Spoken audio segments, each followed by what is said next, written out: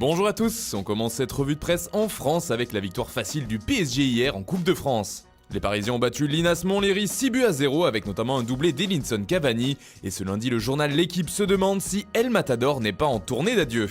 Lui qui était d'ailleurs capitaine pour le match d'hier. D'ailleurs selon le quotidien, l'Atlético ferait bien le forcing pour le faire venir cet hiver, mais cela s'annonce compliqué. Et si Cavani ne bouge qu'à l'été prochain, la lutte pourrait s'annoncer féroce pour les Colchoneros. En effet, Manchester United et Chelsea seraient très intéressés pour le faire venir lorsque l'attaquant uruguayen sera libre de tout contrat. A noter aussi qu'hier, les Marseillais ont réussi à se qualifier dans la difficulté contre Trélissac, n'obtenant la victoire qu'au tir au but. L'OM passe sans gloire, résume ainsi la Provence.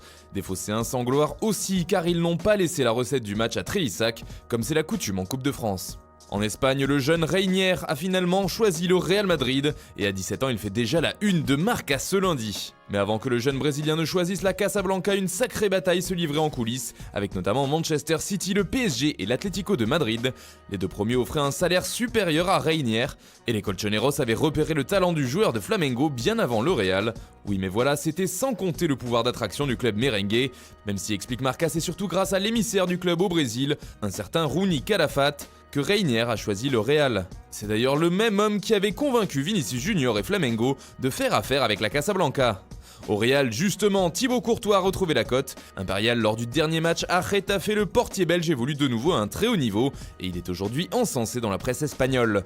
El Muro, comme l'appelle As, le mur en français, réalise tout simplement sa meilleure saison en Liga avec seulement 0,56 buts encaissés par match. Le Real a aujourd'hui des statistiques défensives qu'on n'avait plus vues à Madrid depuis très longtemps, rapporte le journal. L'équipe de Zidane est la troisième écurie européenne qui encaisse le moins de buts par match, et c'est en grande partie grâce à Courtois. Toujours en Espagne, le nom d'Arturo Vidal fait décidément couler beaucoup d'encre en Catalogne. En plus de ses déboires judiciaires avec son club, le joueur réclamant des primes non payées. Vidal fait aussi parler de lui dans la rubrique Mercato. En effet, son nom revient avec insistance du côté de l'Inter, mais si on en croit les informations de Sport, il ne partira pas cet hiver. Tu restes, titre le journal barcelonais, qui ajoute que le club lui a fait directement savoir qu'il avait besoin de lui et qu'il n'avait donc pas l'intention de le vendre à l'Inter. Et si les Nerazzurri font pression sur le Chilien, le Barça aurait la conviction qu'il ne forcera pas son départ en janvier. On part maintenant en Angleterre où le héros du jour n'a que 18 ans. Il s'agit du jeune Curtis Jones qui a inscrit le seul but de la rencontre entre Liverpool et Everton en FA Cup. Une frappe magnifique du milieu de terrain anglais qui finit en lucarne et qui offre la victoire aux Reds dans le derby de la Mersey.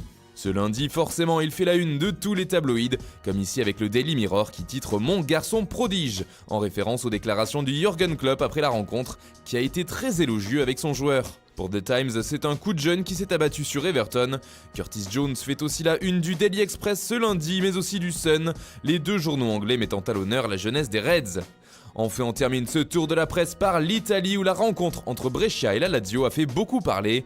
D'abord car comme le rappelle le Corriere dello Sport sur sa une, les Romains sont des miraculés, eux qui perdaient 1-0 avant de revenir au score sur penalty avant la mi-temps, obtenant au passage l'expulsion d'Andrea Sistana. Et surtout car Ciro Immobile, auteur d'un doublé, arraché la victoire à la 91e minute. Mais ce qui fait scandale en Italie, ce sont les nouveaux cris racistes qui ont frappé le match, à l'encontre de Mario Balotelli, auteur du premier but. Le Corriere dello Sport en parle dans ses pages intérieures comme la Gazzetta dello Sport. Les deux médias ont d'ailleurs utilisé la réponse de l'ancien attaquant de l'OM pour résumer tout ça. Honte à vous, a simplement rétorqué Super Mario. Voilà, c'est tout pour ce matin. Bonne journée à tous, on se retrouve très vite pour une nouvelle vidéo sur Foot Mercato.